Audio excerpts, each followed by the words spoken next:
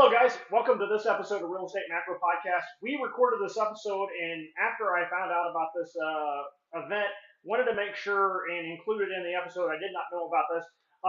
My good friend Megan has got an event coming up in Canada for your Canadian investors and anybody who likes Canada. It'll be a good trip, I promise. My good friend Dan Fragenberg can meet you there for sure, and Adiola, I'm sure will be interested as well. Anyway, just wanted to introduce my good friend Megan. She's got an event coming up. She is a master of systems and has a vast variety of experiences for your business. And I just wanted to make sure and include this in the podcast. And permit me to introduce Meghan Hubner.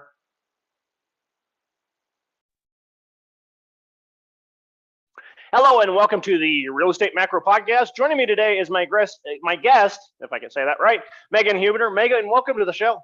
Thank you very much for having me. Thrilled to be here today. Absolutely. And Meghan, can you talk to us a little bit about what you were doing before real estate, and just talk to us about your background, where you're from, Absolutely.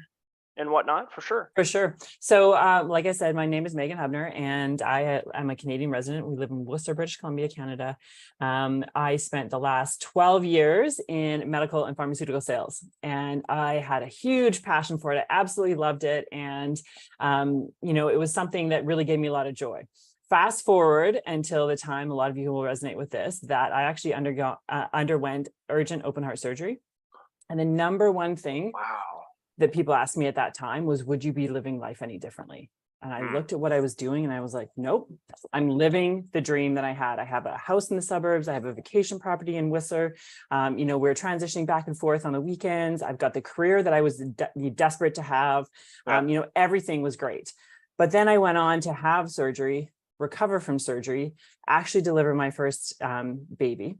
And, following open heart surgery, it's a risky undertaking to begin with. And after that, I just lost my passion for it. And I had a bit of an identity crisis, as some of you might, who have exited corporate, may understand. And I thought, who am I that doesn't love these sales numbers anymore?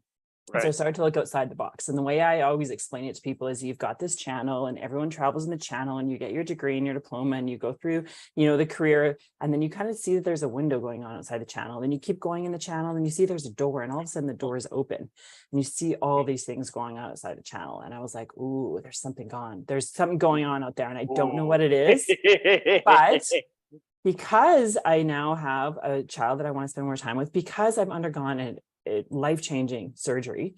I was 35 when I had open heart surgery, right? So I was young. And so when you go through all of that, you realize to just eliminate fear out of your life. And so I went for it. I left in 2019 to pursue another passion. And that is kind of where, it's led me to today. So I started working with multiple different businesses, multiple different industries to start with, in a business consulting capacity. So I worked in, I went from medical and pharmaceutical sales. I took all of those skills and I moved them over to the small business entrepreneur. And so the entrepreneur is, usually someone who is driven with passion, driven with ideas, but not a lot of the execution in the back end.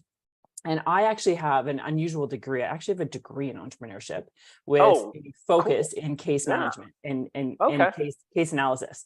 So I kind of started taking those skills to the small business owner. I worked, like I said, in multiple different industries. I'd always had a passion in real estate.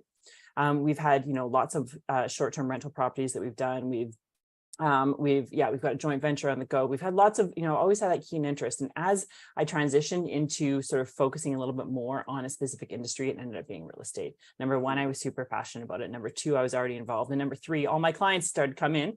We're all in real estate. So I really started to focus there.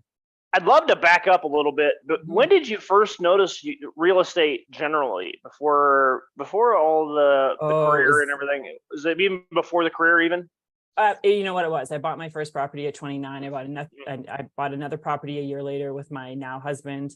And then I just ran numbers and I ran numbers and I ran numbers and I looked for deals and I ran numbers. And if you are aware of the British Columbia market, you know that there's appreciation here in a big way. And so I did, I took a small condo and I flipped it into a townhome and that type of thing. We just kind of kept growing a little bit that way. So now we've got a few different projects on the go as far as real estate is concerned. We just closed on our first 53 unit multifamily building with a mentoring program, actually, that I am the business development manager for. And we mentor 20-year-olds how to invest in multifamily assets. That sounds incredible. Can you tell me a little bit more about how you got involved in the mentoring program? That sounds like a really fun role and something fun to really fun role. The growth that I've seen from this youth is amazing. People that are coming in scared and not too sure how to start, and then 12 months later have their first property under their belt and they're kind of ready to start going. And so now we have this buying group of 17 individuals. We have 4 of us in the leadership panel. We have 13 very hungry, motivated 20-year-olds that are ready to grow their own, generational wealth, which is incredible to see. So mentoring on that panel has been really rewarding. That's actually come to me from a client of mine. And so I still work with him 3 years later. We still work together in multiple capacities. So everything was just sort of focusing on real estate. And so that's kind of where I started to focus in on my niche and really understand the unique thing. And you can probably comment on this. The unique thing that I find with real estate businesses is that they grow fast, incredibly fast. You can go from 0 investments in real estate to multiple investments in real estate within a year. And there is no other industry that I've seen, that I've worked with, that is that kind of growth.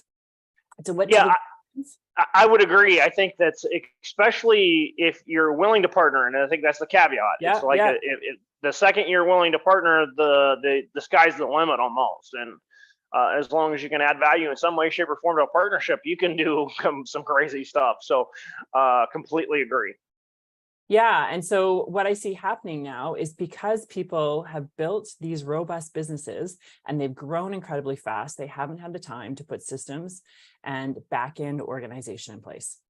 And so they're coming to me ready to crumble. They don't have that strong foundation they need to build a solid platform and to actually sustain the business growth. So what I do is I have taken those entrepreneurial skills, taken the corporate experience and tied it back to the real estate investor. And so we focus on 4 main areas: sales and marketing, operations, human resources, and accounting finance. And we break your business down in all of those areas and we start building it up, systems in place, SOPs, making sure that we know who to hire next, taking a look at our strengths and our weaknesses, taking a look at some of the areas in business that are driving revenue versus sucking the time and the energy out of us. Yeah. And it seems like the systems focus allows you to actually grow sustainably. I've seen it where I'm this guy, actually. I flamed out because I didn't have systems in a different business and, really out of my element. And then so having a system around you and something reliable gives the, I don't know if this is the right analogy, but it gives the building literally a body for the business, essentially. So not just the heart of the business, which is the leadership, but also the muscle and the you got to have bones and you got to have all that. So it seems like with what you're building is you're giving the business a body to really move around in. Yeah, absolutely. I mean, your parachute analogy was good as well, right? Where people are jumping, but they haven't tested their parachute yet. And so they're jumping and they're hoping it goes and it might not go and that type of thing. So I want to catch businesses earlier. I want to catch them before the foundation is crumbling. Yeah. Before they get to that point where they have no clue of what the revenue is, what the cash flow is, what the needs are on a monthly basis. So we take a look at all of that. I'm building a big spreadsheet right now for people to understand what their current net worth is, but also to really understand what are your monthly expenses? What is this property taking from you on a monthly basis? And is it cash flowing? Because a lot of times when you start running with multiple different properties, those are some of the things that you just don't have time, don't have capacity to do.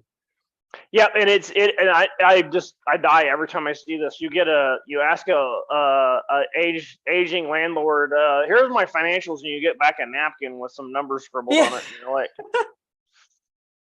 ooh, okay, I guess we're going bridge on this one. We'll see how we do here. And 50% of the expenses are not accounted for because they've just forgotten about them or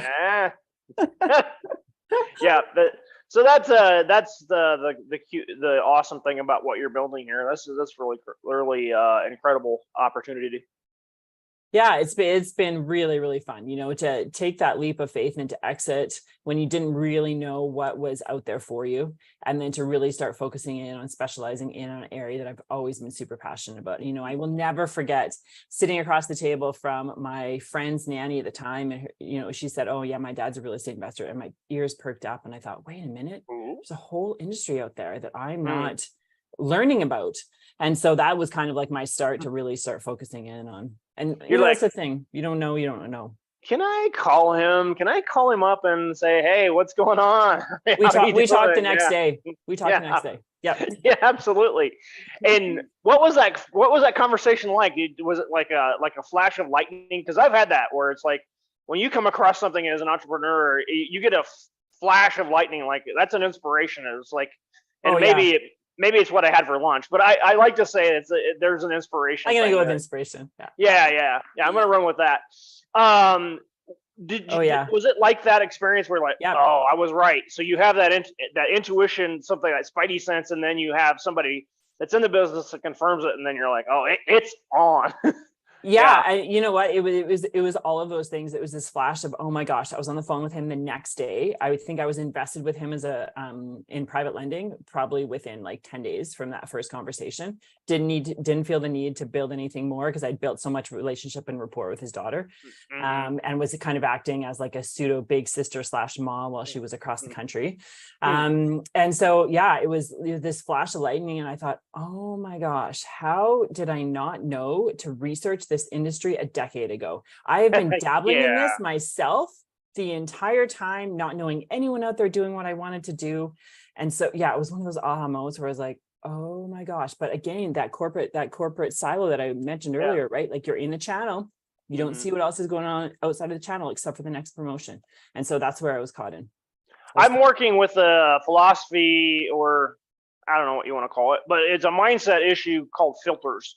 So your filters are sifting your attention. So essentially, the subconscious mind, you can take in everything, but conscious mind, you have 5 to 7 bits of data per minute or per second. I think it's something per second, something like that. But anyway, you have a filter which you can, and you can only see what your filter is allowing you to see. Yep. So by changing your filter a little bit and expanding it, you're like, oh, okay, so. Yeah, it seems like that's a very common experience too. Is like you're not, you just for whatever reason you're so focused in day to day, and it makes a lot of sense. If you have a busy corporate job, I mean you're kind of hunkered down, doing the thing, and but adding that little bit of what if I, just that one question, and then it's like, oh well, we can pivot that way and look a different direction. Yeah, absolutely. At that time when I had that sort of awakening to what else was going on out there, I had my stepdaughter was at home still. I had a 2-year-old. I had a busy corporate job. I just returned after maternity leave. In Canada, we have an extended period of time.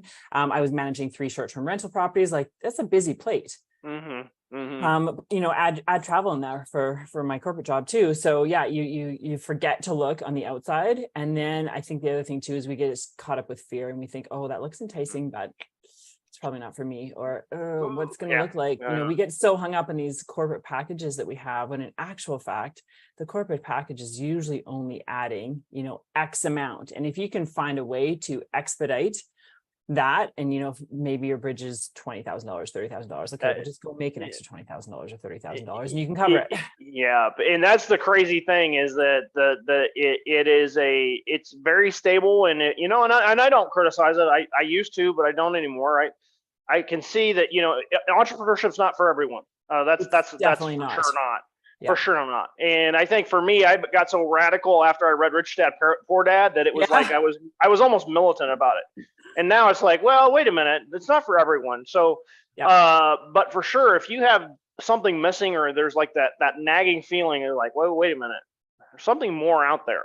Yeah. Then I think entrepreneurship might be a great fit, because it's like, it was my experience. It's just I either I'm an entrepreneur by wiring, or I'm an alien experiment to sit here on the earth and take data. It's one of those two things, because you take working for Sprint in their corporate real estate department, and I'm like, by about the week 3 or 4 out of a year-long stint, I was looking for you're in the employee cafeteria, and I'm like, can I just take a knife and drive it through my skull? I'm just like, what is going on? That's your cute exit. Yeah, it's like if you're feeling that unhappy where you just want to gouge your eyes out because of the cubicle farm is driving you crazy, you might be an entrepreneur. But anyway, I digress. We can have everyone be entrepreneurs, right? It's like our society is not sustainable if everyone. Well, that's very, very true, and you do have to just acknowledge that fact that it's probably actually very rare, and so. And I think real estate might be a nice entrepreneur light if they just want to do like a little bit of entrepreneurship and just it's more. There's kind of entrepreneurship. You can start a syndication firm where you're building a portfolio. That's more the traditional way.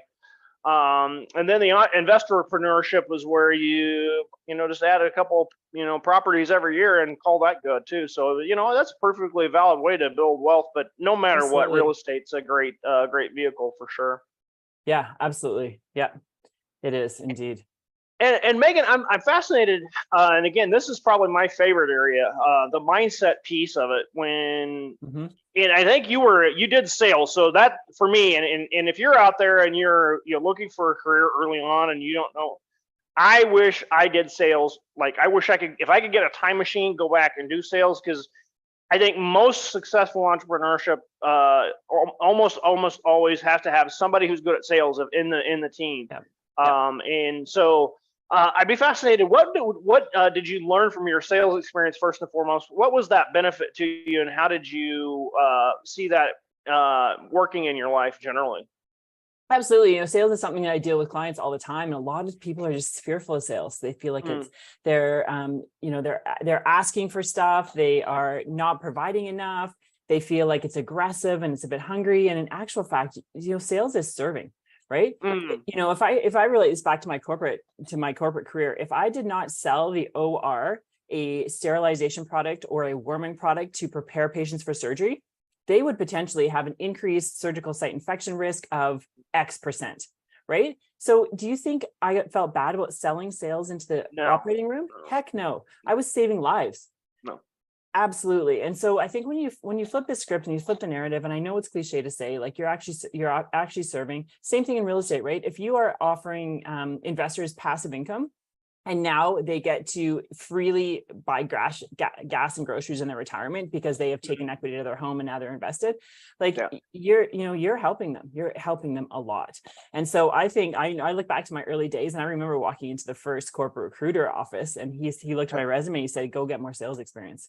So what did I sell next? I sold makeup and cosmetics and aesthetics and concerts, events and club nights. Like I sold it all. Skiing programs, you name it. And so just getting that sales skills under your belt, number one, you're increasing your confidence. That's the biggest thing I think comes, right? Because you're going to get 100 no's. Those the GPs in the office, pharmaceutical reps, if you guys have ever seen that movie, GPs in the office where you're chasing them, that actually happens.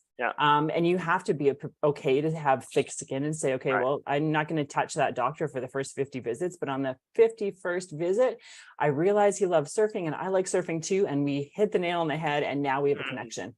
And so it teaches you connections, people skills, persistence, resilience.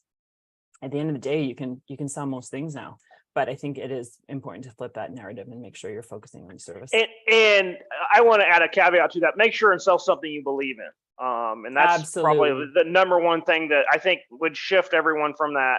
Oh, well, and I think that's where the queasiness comes from. They envision themselves in a scenario where somebody was trying to sell them something they absolutely didn't need or want, and you're just like, no, don't sell anything you don't believe in. I think that's my number one advice. But it's a very, very good point. Without a doubt. If you can't sleep at night because you're feeling bad about it, then it's not the right one. What's the point? What's the point? That's not what you're trying to do here either. So anyway, enough about that.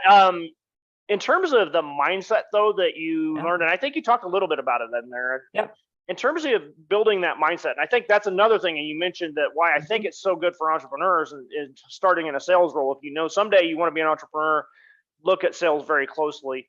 The resilience piece that you learned, talk to us a little bit of how that's played out in your real estate entrepreneurship journey. Yeah, Absolutely. Mindset, when I came out of the corporate world, I will never forget this. I was driving, it was late at night, it was pouring rain. I was driving on the highway up to Whistler for a weekend away. And I was on the phone with this woman, and I didn't really even know what she was offering, but I knew that she had what I wanted. And I knew if I took a look at all my corporate experience, I'm like, I've got the sales, the operations, the HR, I've got I've got all those pieces and stuff, but this thing that she's talking about, this I don't have. I'm going to buy this. It was $10,000 Canadian at the time. I'm going to buy this. I don't really know what I'm buying, but I'm going to buy the outcome, right? So it was kind of, that was the flip for me to realize that how hungry you need to be to start actually saying, hey, wait a minute, I can control what's going on in my mind, to say, hey, no, you know what? That felt hard. That felt uncomfortable. I don't feel confident today, but I'm going to change the outcome of today. And so really understanding that you actually own the control of all of those thoughts, of all of the things that you're going to pursue. I mean, if I take a look back over my entrepreneurial journey, I actually started consulting 20 some years ago when I was in my early 20s for different cosmetic stores that I started and worked and opened. And if I take a look back then, and I take a look at all the little entrepreneur steps that I had along the way, like I wanted to sell this thing online, and then I did this thing next, and then I was, going to do essential oils and all of these steps along the way. And I realized that it's not that those steps weren't successful, it's that I quit on them. Quit. Too much on my plate, not enough interest, not passionate about what I was actually selling. And so I think when you actually realize the difference between the things that you would quit in the past and the power that you have to move forward, to build resiliency, to continue to forge ahead when things get hard, to build a network of people who are going to lift you up on those tough days. Those are the key things that you have to recognize, is that the control over your own mind, the control over your own outcomes. And so I remember distinctly my husband and I standing in the kitchen at our old house, and he looked at me and he said, so you're telling me you want X amount of people to do X amount of thing and sell this much product, and that's okay? And I was like, yeah, there are people out there that are not going to quit. Those are the people I want. Right.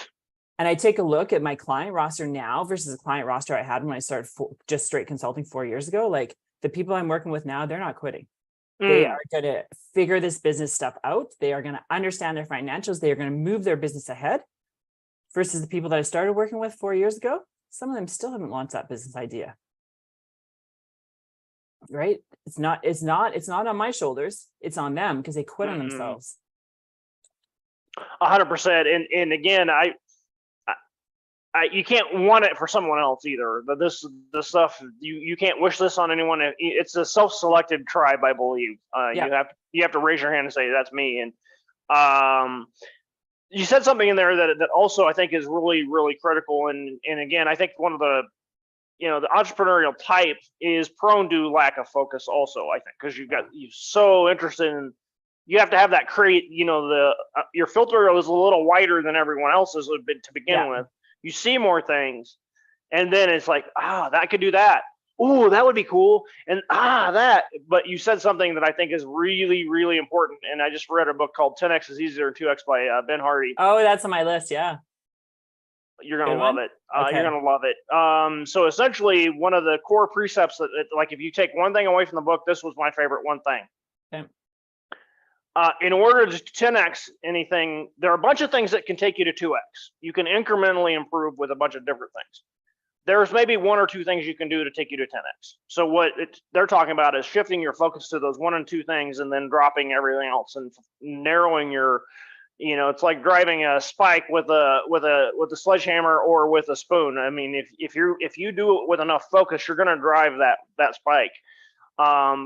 And again, I guess focus is a hammer. And so anyway, filters, and this is the craziness that's been popping off in my head lately with this book. Ben Hardy has been really dropping bombs to me lately. So I can't recommend Ben Hardy enough.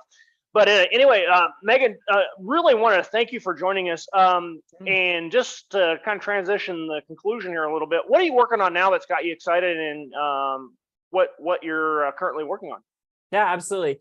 We are getting for the Real Estate Resilience Summit that is happening this coming October. It's a Canadian-based virtual conference, they had outstanding attendance last year, and even better, outstanding engagement. which is really important in this virtual community. So I'm really excited about that. So the Resilience Summit is coming up.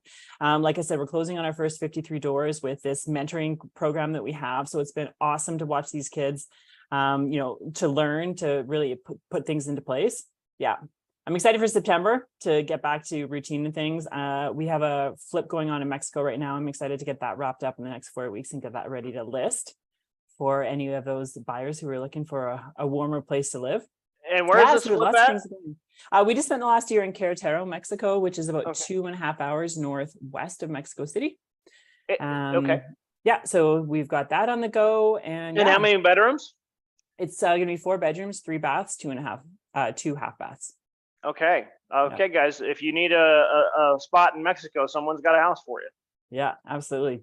Beautifully, beautifully done. So those are the big things that I'm really working on for this fall here. The Resiliency Summit is going to be fantastic. Well, Meghan, I want to thank you so much for sharing your story with everyone. How does the best way, if somebody wants to reach out to you and be involved in with what you're doing, how do they reach out to you? Yeah, the places that I'm most active are Instagram and LinkedIn. My handle is just at Meghan Hubner, MEGHAN HUBNER. Or you can jump over to my website, which is the same, meghanhubner.com, and you can book your consultations there. Awesome. Thank you so much for joining us, Meghan. Welcome. This was so much fun. Thank you for joining us. Yes, you're welcome. Thanks for having me. Have a great day. Absolutely. Everyone. You too. Take care.